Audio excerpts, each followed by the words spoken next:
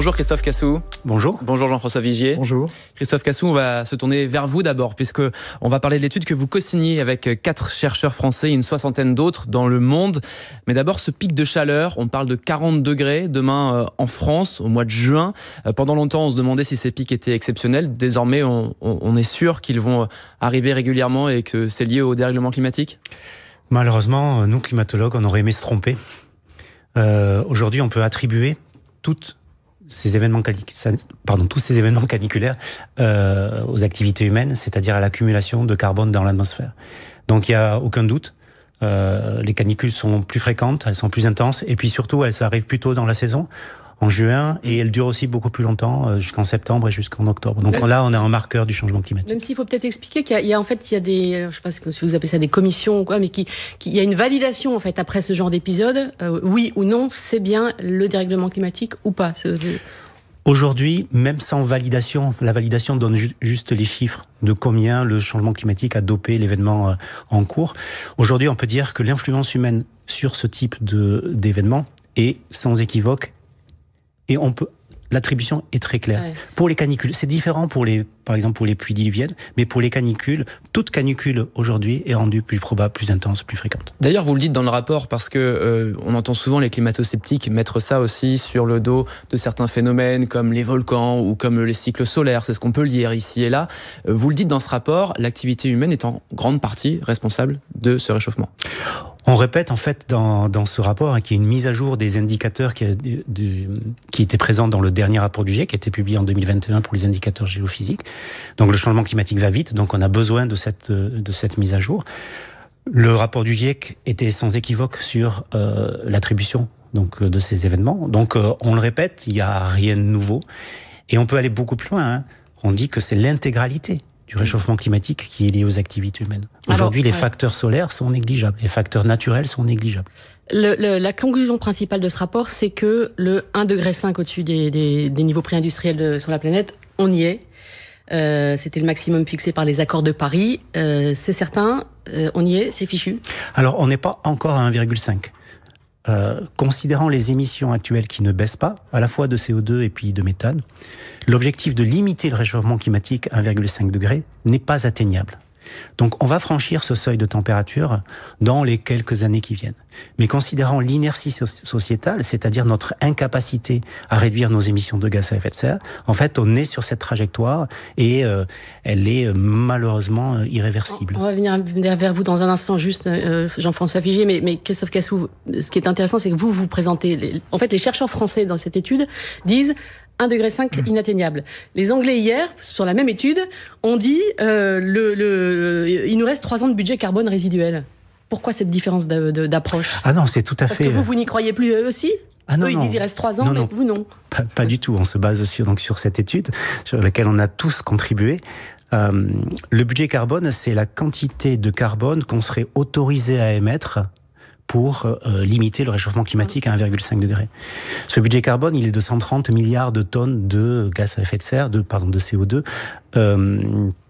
Et aujourd'hui, on émet à peu près 55 milliards de tonnes de gaz à effet de serre, tout gaz à effet de serre confondu. Donc ça veut dire qu'en 3 ans, ce budget carbone, il est épuisé. Quand on regarde l'évolution des émissions de gaz à effet de serre, elles ne baissent pas, elles augmentent. 2024 a été record par rapport à 2023 et il est probable que 2025 soit également record.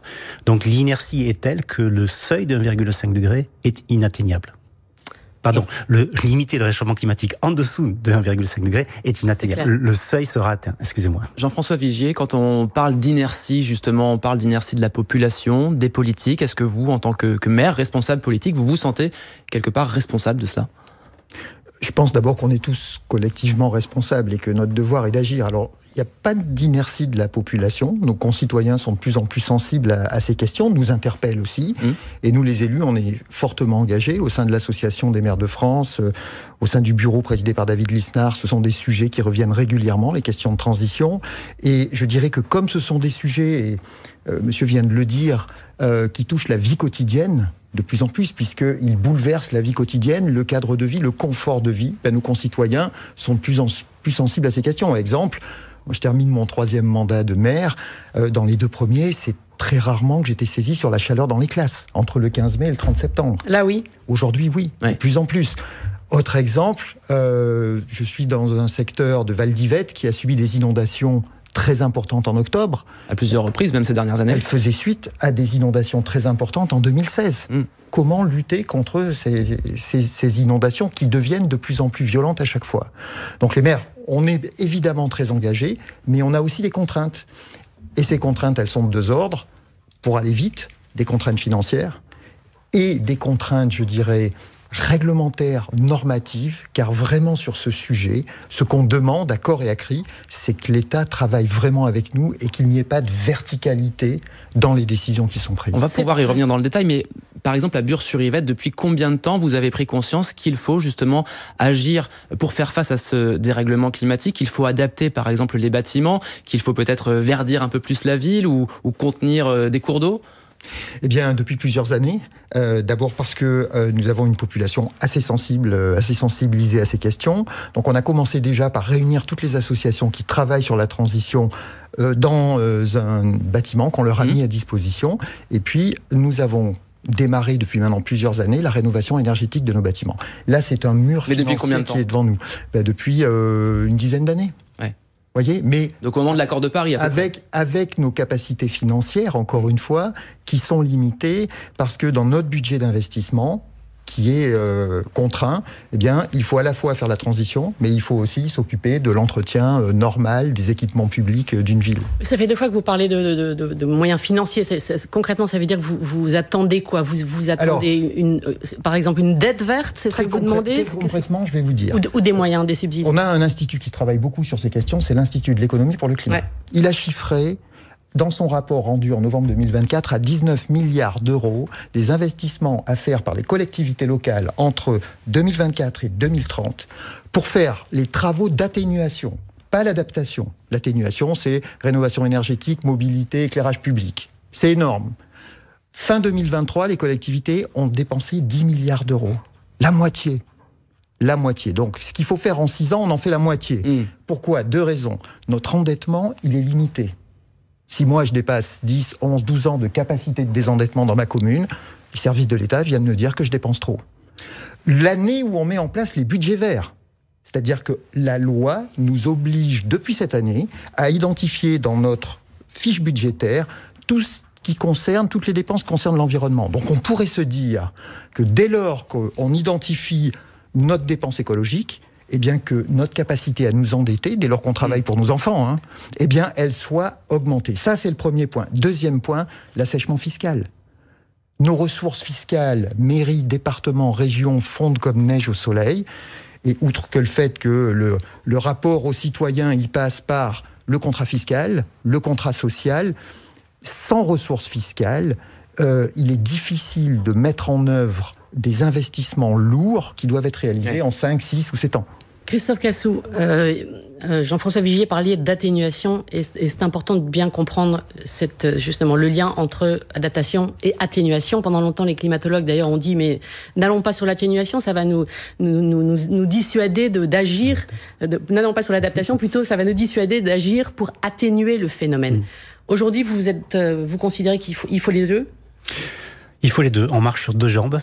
L'adaptation et l'atténuation. Donc l'atténuation, c'est la réduction des émissions de gaz à effet de serre, c'est mettre en place tous les leviers pour réduire ces émissions de gaz à effet de serre, se passer des énergies fossiles, puisque 90% des émissions de carbone viennent de ces énergies fossiles. Il faut également s'engager dans des stratégies d'adaptation parce que ce climat change vite et les risques climatiques augmentent. On le voit tous les jours. Les crues dont vous venez de parler, les crues qui étaient centennales avant deviennent vingtennales aujourd'hui. Ce qui est important de préciser, c'est que sans la réussite de l'adaptation, elle est conditionnelle à l'atténuation. Dit autrement, on ne s'adaptera pas à des niveaux de réchauffement élevés. Donc il faut absolument réduire les émissions de gaz à effet de serre pour avoir cette fenêtre d'opportunité pour s'adapter. On ne s'adaptera pas parce que la planète n'y arrivera pas ou parce que financièrement ce sera un puits sans fond? Alors je ne parle même pas d'argent. C'est le scientifique là qui parle. Je parle pas de ressources. Ouais. Il pourrait y avoir des milliards et des milliards d'euros. On ne s'adaptera pas à une France à 4 degrés. Pourquoi? Parce qu'il y a des limites dans l'adaptation. Vous dites 4, c'est quoi le moment où ça devient totalement ingérable? Je dis 4. Là, parce que le plus 2, par exemple, autre objectif des accords de Paris, +2 en 2050, il reste atteignable. C'est ce que vous dites dans le rapport. Alors, il faut différencier les niveaux de réchauffement en France et les niveaux de réchauffement mondiaux qui sont dans l'accord de Paris. Donc, le +2 reste atteignable, mais il faut dès maintenant s'engager dans des mesures d'atténuation qui sont extrêmement importantes, extrêmement rapides. Et il ne faut absolument pas revenir sur le cadre actuel qui a été fixé. Il faut avoir plus d'ambition. Quand je parle de 4 degrés, c'est 4 degrés sur la France parce que le gouvernement s'est doté d'un plan d'adaptation au changement climatique dans une France à 4 degrés. On a évalué les risques pour cette France à 4 degrés. Et les risques sont extrêmement importants. Extrêmement importants, et quand je dis qu'on ne s'adaptera pas dans cette France à 4 degrés, on ne s'adaptera pas sans casse parce qu'il y a des limites à l'adaptation et elles viennent du vivant. Elles viennent des écosystèmes, des écosystèmes terrestres et des écosystèmes marins. Les rendements agricoles seront effondrés. Il y aura des tensions d'usage sur l'eau en particulier. Et en fait, adapter la France à 4 degrés, ça veut dire quoi? Ça veut dire dès maintenant discuter avec les territoires sur ce qu'on protège, ce qu'on garde et ce qu'on abandonne et ce qu'on sacrifie. Par exemple, autour de la Méditerranée, il va falloir choisir dans une France à 4 degrés, si on ne change pas nos modes de vie et les différents secteurs d'activité, il va falloir choisir entre agriculture et tourisme.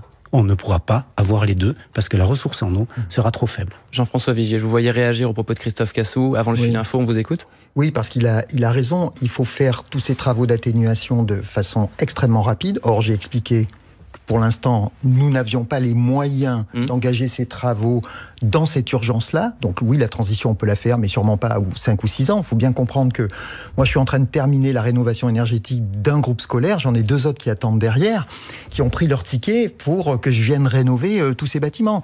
Je refais tout l'éclairage public, on travaille sur les mobilités. Il faut aussi emmener tous les habitants avec nous. Et puis, monsieur le climatologue a dit quelque chose de très important. Le plan national d'adaptation au changement climatique qui vient d'être adopté, je l'ai présenté au bureau de l'AMF à la fin de l'année dernière, c'est quand même un document qui a été réalisé sans concertation avec les élus locaux et qui comprend 52 mesures qui renvoient à des actions à mener par les territoires, par les collectivités locales, sans étude d'impact, sans chiffrage.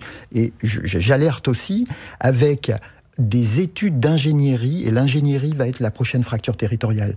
Parce qu'en fonction du territoire où on se trouve, on n'aura pas d'un territoire à l'autre, d'un département à l'autre, d'une région à l'autre, les capacités financières à porter ces études qui vont être énormes à réaliser.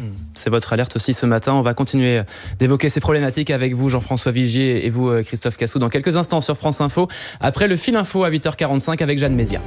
De nouvelles frappes entre l'Iran et Israël ce matin. Un centre de recherche de Téhéran visé par l'armée de l'État hébreu, ainsi que des sites de production de missiles militaires.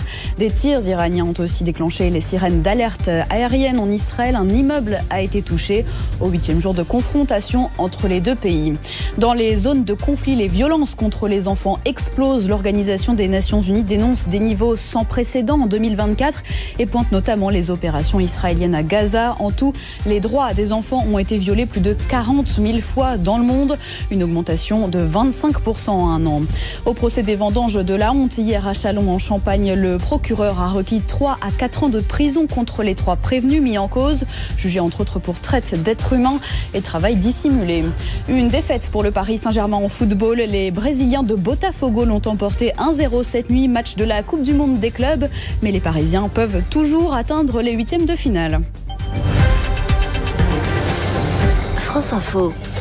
Le 8h30 France Info, Bérangère Bonte, Benjamin Fontaine. 2 invités ce matin, Christophe Cassou, climatologue, directeur de recherche au CNRS, qui est l'un des 5 auteurs français du nouveau rapport paru hier sur les indicateurs du GIEC, et puis Jean-François Vigier, maire de Bures-Sirivette, vice-président de l'Association des maires de France en charge de l'adaptation climatique. Je voudrais qu'on parle de ce qu'on va qualifier de recul, en tout cas ce que j'imagine Christophe Cassou qualifiera de recul, la suppression des ZFE, la loi simplification, la loi Duplon qui supprime certaines règles alors que les agriculteurs en avaient accepté certaines. Tout ça qui inquiète le président de la République, est-ce que ça vous inquiète aussi, vous, Christophe Cassou ? Bien évidemment. Aujourd'hui, en fait, on serait satisfait de l'insatisfaisant. L'insatisfaisant, c'est le cadre qui avait été mis en place pour respecter cet accord de Paris, et il n'était pas à la hauteur. On le voit bien, le seuil de 1,5 degré sera franchi et on s'en va vers une France à 4 degrés. Mais aujourd'hui, on en est quasiment arrivé à être satisfait à demander à ce que ce cadre-là ne soit pas remis en cause. Et aujourd'hui, il est attaqué. Il est attaqué en France, il est attaqué en Europe, il est attaqué dans tous les pays du monde. Donc on est rentré dans le dur aujourd'hui. On est rentré dans le dur climatiquement. On court après le changement climatique. Et on revient sur des mesures. Comment vous l'expliquez, ce reflux? Parce qu'après tout, cette lutte-là sur le climat, sur les questions environnementales, elle a toujours été une succession de flux, de reflux. Là, c'est plus grave? Oui, c'est beaucoup plus grave. En fait, finalement, on s'y attendait. Parce que après l'accord de Paris, donc il y a eu le temps des objectifs, le temps des cibles, le temps des directions à prendre en termes d'atténuation et en termes d'adaptation. Ensuite, à partir de 2020, parce que l'accord de Paris fixe des échéances. Donc tous les 5 ans, il y a une révision en fait des politiques publiques qui ont été mises en place, et puis une révision aussi des émissions et des indicateurs. Donc 2020, fin de la période, on va dire, objectif. 2020-2025, implémentation des mesures. Parenthèse Covid, jusqu'en 2022, et puis ça reprend. Donc là, on est rentré dans le dur, on est rentré dans l'implémentation, et donc les forces contraires s'expriment. Donc porosité au lobby, intérêt particulier à préserver, privilège. On est en fait dans un monde qui se crispe et qui conduit à l'inaction. Et on voit ce que l'inaction veut dire. On est en train de vivre une canicule aujourd'hui qui va être certainement sans précédent en France, à un moment qui est crucial, en particulier pour l'agriculture. Et donc, en fait, on court de crise en crise. Jean-François Vigier. Alors, nous, je vais vous citer un exemple assez parlant, c'est celui de la loi zéro artificialisation nette qui avait été votée une première fois dans la loi climat et résilience. Et en fait, qui est une loi interdisait de qui préserve la biodiversité, c'est ça, qui préserve la biodiversité dans nos communes, et l'Association des maires de France et David Lisnard, le bureau, on soutient totalement cette loi, et évidemment dans nos territoires, on veut la mettre en œuvre. Et là, on retrouve le problème de la verticalité, c'est que la mise en œuvre de cette loi, elle a été confiée non pas au bloc communal, mais elle a été confiée aux régions. C'est pour ça que ça bloque, c'est dans la mise en place. C'est dans la mise en place, c'est-à-dire que pour moi, on est plusieurs vice-présidents à aller dans les départements, aux assemblées départementales de maires, et tout au long de l'année 2023 et 2024, on a entendu les élus locaux, les maires dans ces départements, et notamment des départements ruraux, qui font ressentir un manque de transparence dans la mise en œuvre de la loi, parce la mise en œuvre est faite au-dessus d'eux, et un profond sentiment d'inégalité, parce qu'ils ont l'impression que d'un territoire à l'autre, ils ne vont pas être traités de la même façon. D'où la demande de l'AMF qui consistait à dire il faut continuer, bien entendu, dans les objectifs de cette loi, mais il faut revoir les conditions de sa mise en œuvre. Mais est-ce qu'il n'y a pas parfois aussi un manque de courage politique, tout simplement parce que certaines mesures, il faut le dire, sont impopulaires, ne plaisent pas aux élus, aux citoyens? Alors permettez-moi de vous dire et que certains politiques reculent justement par peur d'une certaine impopularité. Non, parce que des mesures impopulaires, on sait les prendre, on est proche de nos concitoyens et on sait discuter avec eux, c'est notre boulot, le dialogue permanent.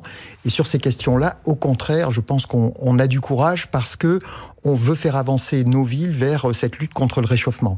Et le ZAN est au cœur de ces préoccupations. Mais encore une fois, il faut que ce soit les élus locaux qui puissent travailler à sa mise en œuvre. Encore une fois, mais vous avez pu prendre, vous, des mesures parfois, impopulaires dans votre commune, par exemple, qui n'ont pas plu à vos habitants pour le bien-être de la planète? Alors là, je peux vous dire, mettez en place un plan de mobilité douce.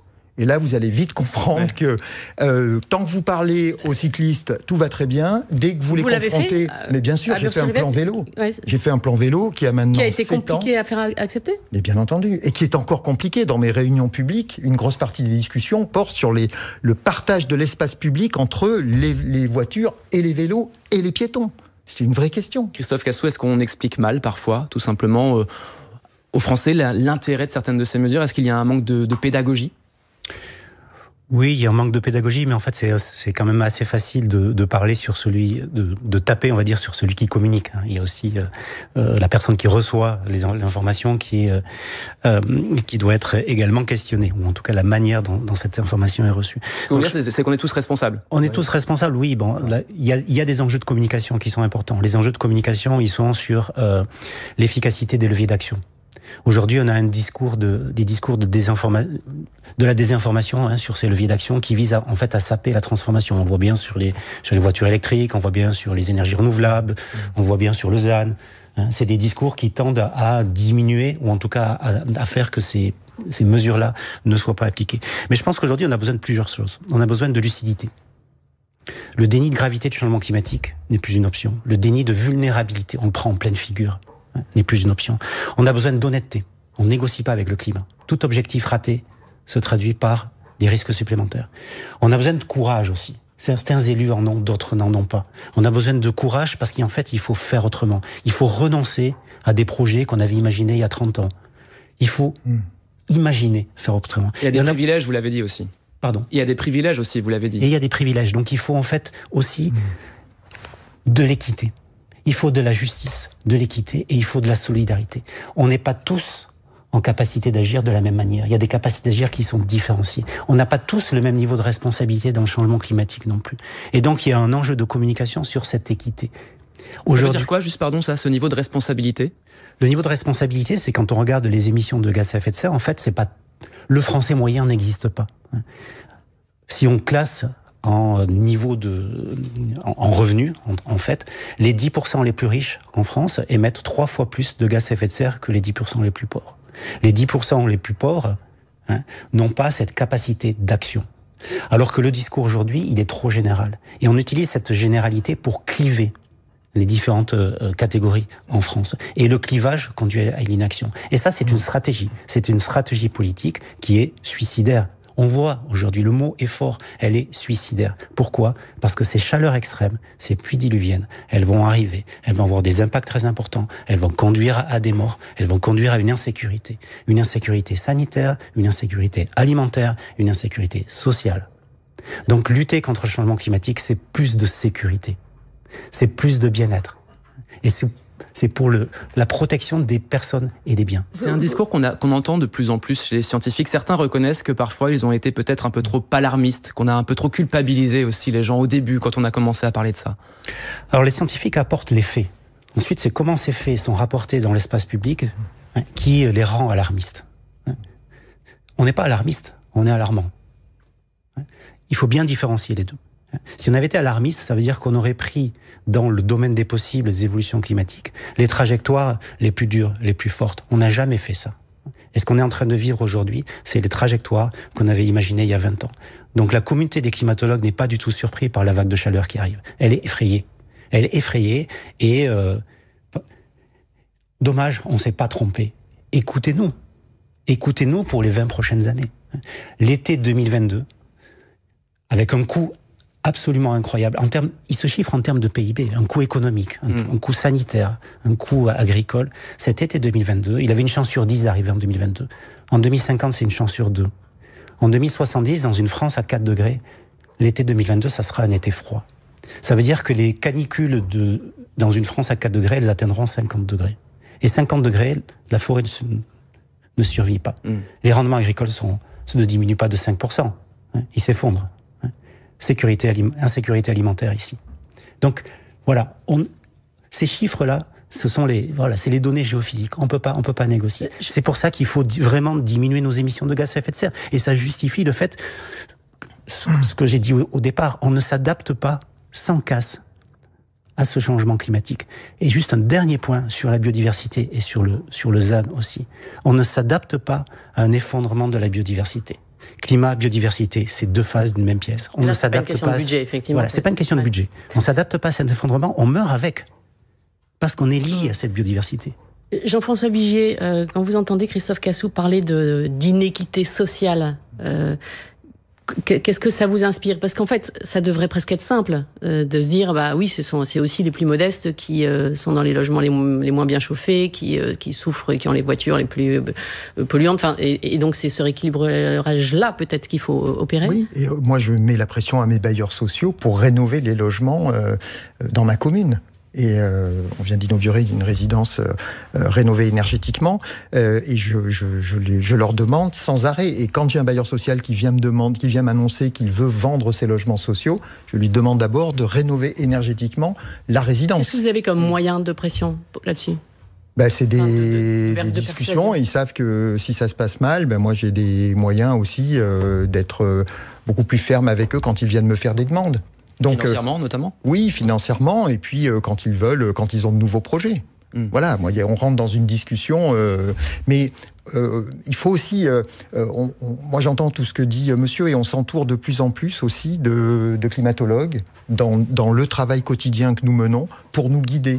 Et c'est important que dans nos réunions, des climatologues viennent aussi rappeler à nos concitoyens la réalité. Merci beaucoup Jean-François Vigier, vice-président de l'Association des maires de France, maire de Bure-sur-Yvette. Et merci à vous Christophe Cassou, directeur de recherche au CNRS, d'avoir été avec nous. Bérengère, à demain. Dans 5 minutes, les informés avec Renaud Dely. On va notamment se demander quel rôle l'Europe peut-elle jouer dans la guerre entre l'Iran et Israël. Rendez-vous dans 5 minutes.